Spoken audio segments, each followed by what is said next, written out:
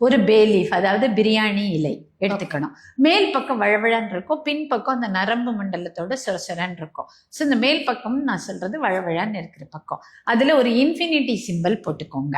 அதுக்கு கீழே 741 முதல் நம்பர், ரெண்டாவது நம்பர் 520, மூணாவது நம்பர் 808, 808, 741, 520, 808 இதை எழுதிட்டு பின் பக்கத்துல உங்க பேர்.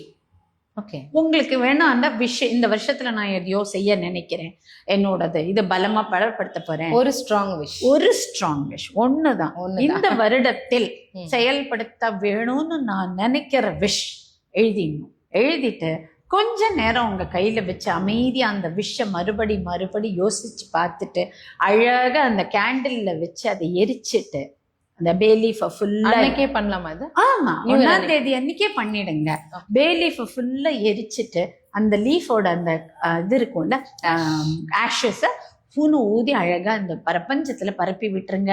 உங்க விஷயம் அந்த நம்பரும் அது அந்த நீங்க பறக்க விடுற அதோட பிரபஞ்சத்துல கலந்து என்னைக்காவது ஒரு நாள் உங்க மேல அதுவே வந்து விழுந்து உங்களோட விஷ மேனிஃபெஸ்ட் பண்ண உதவும்.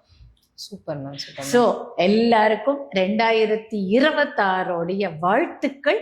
Wish you all a very very very happy, prosperous, protected and peaceful new year.